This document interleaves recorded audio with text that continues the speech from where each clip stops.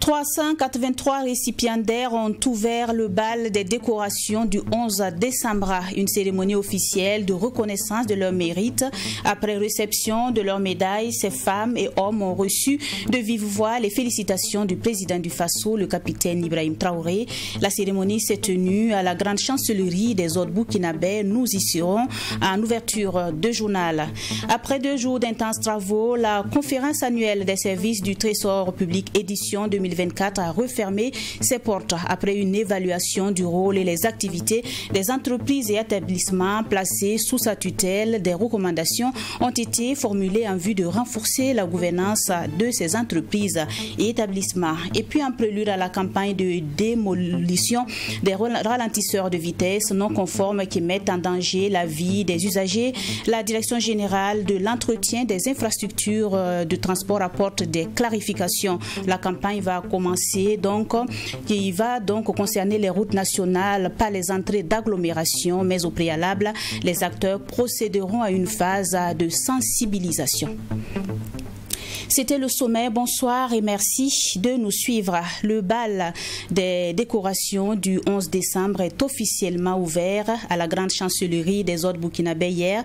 383 hommes et femmes de différentes couches sociales œuvrant dans tous les secteurs d'activité ont vu leur mérite reconnu devant autorités, parents et amis. Ils ont reçu des décorations avant de recevoir de vive voix les félicitations du chef de l'État, le capitaine Ibrahim Traoré. L'ambiance avec Katouboum Fabrice Dabéré. Comme elle, ils sont au total 383 travailleurs du public et du privé à être décorés ici à la grande chancellerie des ordres burkinabés en présence du chef de l'État, le capitaine Ibrahim Traoré. Inspectrice du Trésor, Ida Ouedraogo totalise 20 ans de service. Elle a été faite officier de l'ordre de l'étalon. Elle exprime ses sentiments de fierté et de gratitude pour avoir été décorée. C'est une invite à mieux faire au regard du contexte pour soutenir non seulement les efforts de développement, mais aussi de reconquête du territoire. On s'engage tous à redoubler d'ardeur pour soutenir l'action gouvernementale en vue véritablement du retour de la paix et de la sécurité dans notre pays. Cette décoration donne encore plus de force à travailler encore plus. Et pour le faire, on a besoin, je me dis que c'est quand on a un bon entourage qu'on réussit des grandes choses. Donc moi je profite en même temps de dire merci à ma famille, mes amis, mes collègues pour leur accompagnement. À son actif, Hyacinthe Consega a plus de 28 ans de service. Il fait valoir ses compétences dans la téléphonie mobile et œuvre aussi dans le social. Élevé au rang de chevalier de l'ordre du mérite, il est heureux et reconnaissant envers les autorités, tout comme les autres récipiendaires. Avoir une reconnaissance aujourd'hui, cela ne peut que te réconforter. Donc aujourd'hui, je suis vraiment ému et je suis très content pour cela.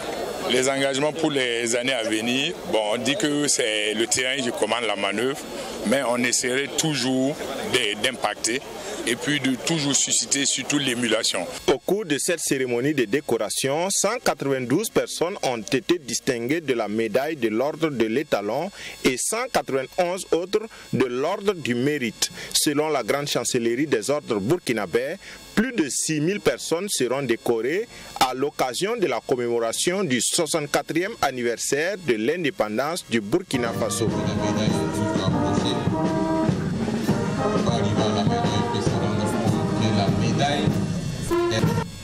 Ouverte le 5 décembre dernier, la 26e conférence annuelle des services des trésors publics du Burkina Faso a refermé ses portes ce 6 décembre. Les 48 heures de travaux ont permis aux participants de passer en revue l'exercice des entreprises et de l'établissement placé sous tutelle du trésor public, lesquels ont abouti à la formulation de 6 recommandations et 3 résolutions en vue de renforcer la gouvernance de ces entreprises et établissements. On fait le point de la clôture avec Michael Tougri.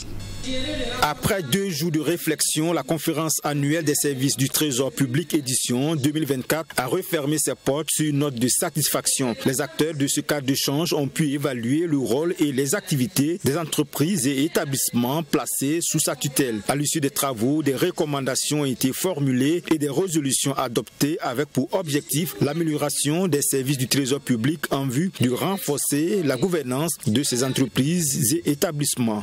Pour mettre une stratégie en place, une politique en place, il faut forcément des hommes et des femmes pour les conduire, les élaborer et surtout les mettre en œuvre.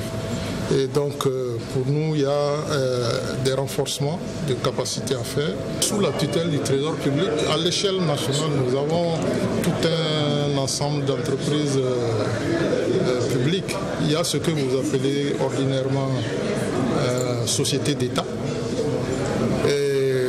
avec 3 tutelles. Il y a la tutelle technique au niveau des sociétés d'État, je dis bien. La tutelle technique, il y a la tutelle de gestion qui est assurée par le ministère du Commerce, le ministère chargé du Commerce. Et il y a la tutelle financière qui est assurée par le ministère des Finances à travers le Trésor public.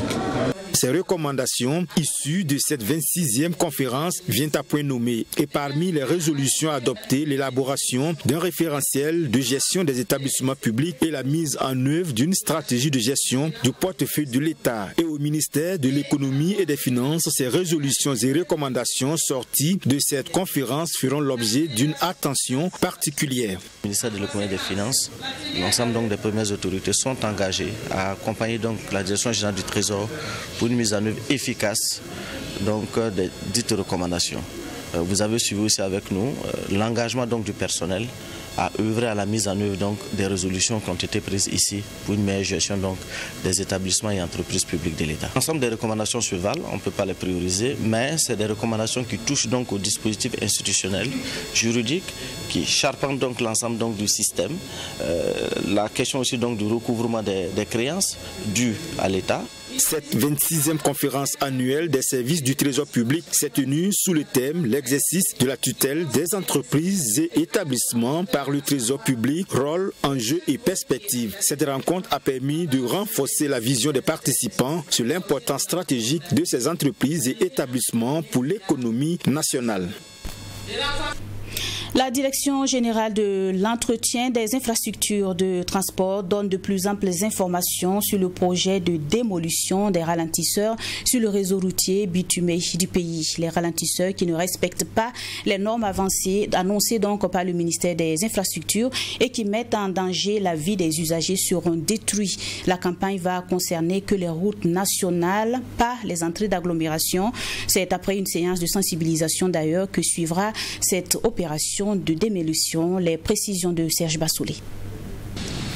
Les textes en vigueur au Burkina Faso sur la conception et construction de ralentisseurs routiers de vitesse définit 2 types de ralentisseurs normés, à savoir le ralentisseur de type Dodan avec une hauteur de 10 cm sur une largeur de 4 mètres et le ralentisseur trapézoïdal avec une rampe de 1 mètre à 1,40 m et un plateau de 2,5 m à 4 mètres. Cependant, des populations riveraines des routes nationales et des corridors, à tort ou à raison, érigent des ralentisseurs de vitesse ne respectant pas les normes citées. Au regard de la dangerosité de ces ralentisseurs anarchiques pour les usagers, le ministère des Infrastructures a initié une campagne de démolition de ces ralentisseurs sur certaines sections du réseau routier bitumé du pays. En prélude à cette opération, la Direction générale de l'entretien des infrastructures des transports DGIT était face à la presse. Selon le directeur général du département de l'entretien des infrastructures des transports, Salfo Passeri, les ralentisseurs de vitesse hors normes endommagent les infrastructures routières. La présente campagne de démolition est une mesure stratégique dictée par la volonté du gouvernement de renforcer la sécurité routière, de préserver nos infrastructures et de réduire les dommages occasionnés par certains équipements inadaptés. Cette opération vise à supprimer les ralentisseurs de vitesse non conformes qui mettent en danger la vie des usagers et causent des dommages importants aux infrastructures routières. Sous l'effet des freinages répétitifs des véhicules aux mêmes endroits, la zone des ralentisseurs subit des efforts considérables entraînant d'énormes dégradations telles que les affaissements et les ornérages. Les routes nationales numéro 1, 4, 5 et certains corridors constituent la zone pilote pour la campagne de démolition des ralentisseurs. Les zones qui sont identifiées comme zones pilotes, c'est essentiellement les corridors.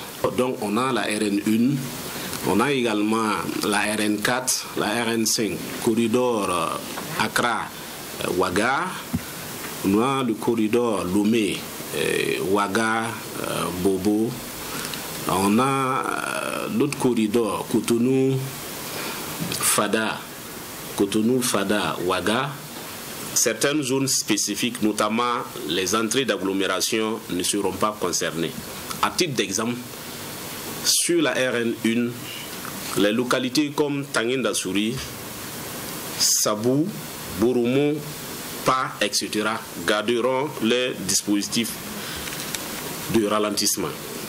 Passé la phase de démolition comme alternative durable, la Direction générale de l'entretien des infrastructures des transports entend intégrer des bandes sonores en remplacement aux ralentisseurs classiques présents sur le réseau routier. En lieu et place des ralentisseurs classiques, des bandes sonores seront progressivement intégrées dans les travaux de construction, de réhabilitation et d'entretien périodique de route. Pour ce qui est donc de ces bandes sonores, en fait, c'est un dispositif de signalisation horizontale qu'on réalise et qui permet à l'usager donc de réduire sa vitesse. On dit bande sonore parce que ça fait du bruit et également ça vibre, ça secoue le véhicule.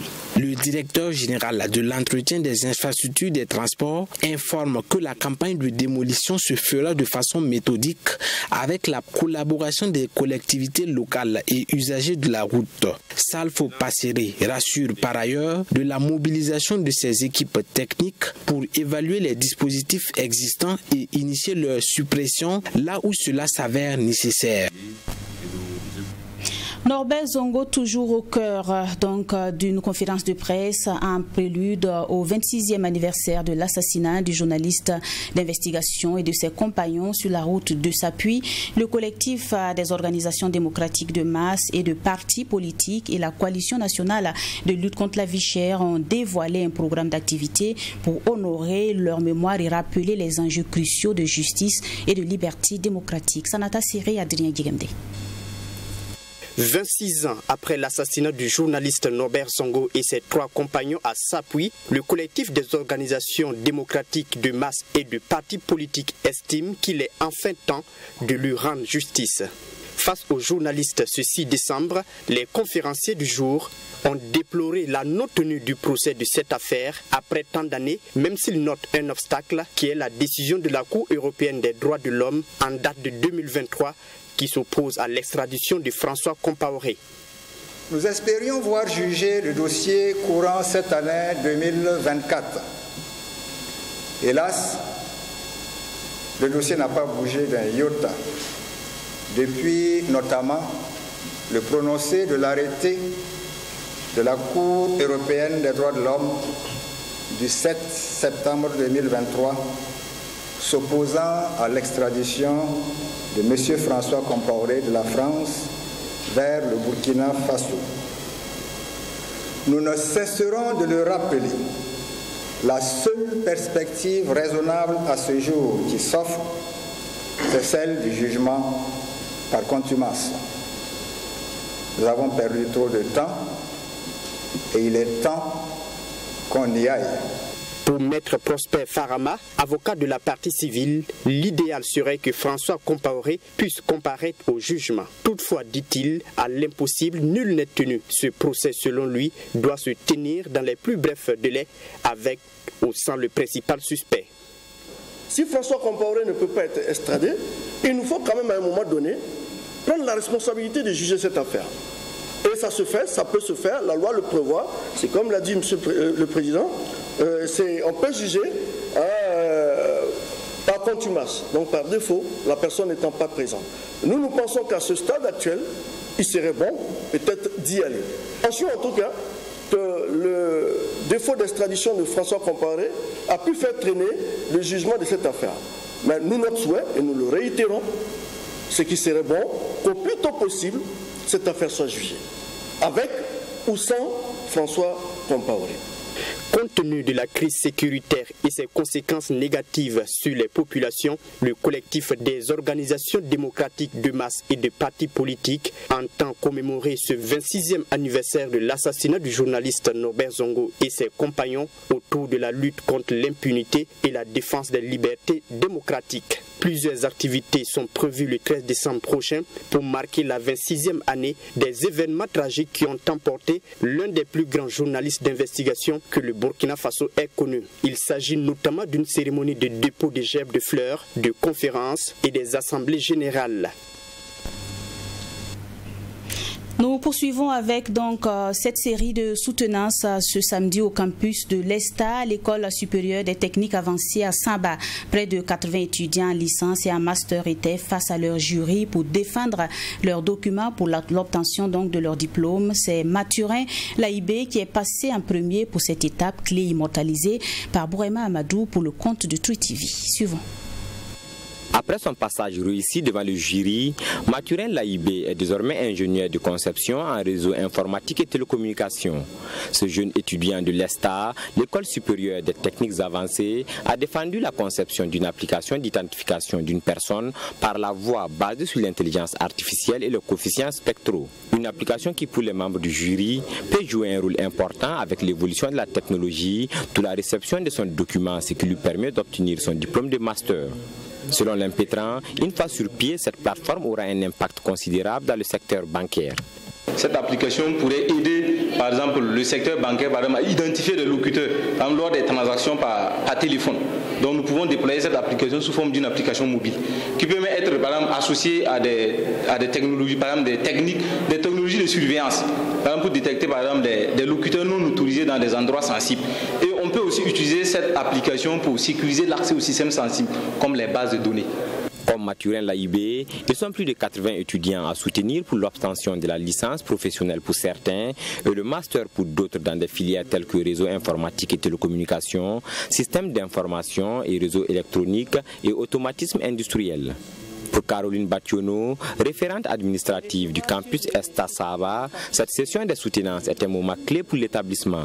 C'est le moment de célébrer le fruit du travail acharné des étudiants et de l'équipe pédagogique.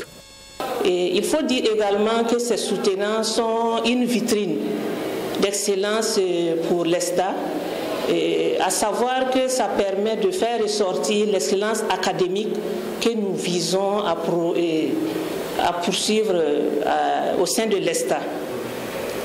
Également, sur le terrain, nous constatons que nos diplômés intègrent rapidement le monde professionnel et qu'ils contribuent activement au développement de notre pays. Avec plus de 20 ans d'expérience dans l'enseignement supérieur, l'école supérieure des techniques avancées travaille à mettre sur le marché de l'emploi des professionnels des métiers de la technologie, soutient Jérémy Tchombiano, directeur des études et des stages de l'ESTA. Pour ce faire, l'école accompagne ses étudiants dans la recherche de stages, de perfectionnement et même dans la recherche d'emploi. L'école a une forte relation avec le monde industriel et pour moi c'est l'occasion pour nous de rendre hommage à toutes ces entreprises qui accompagnent l'école depuis une vingtaine d'années.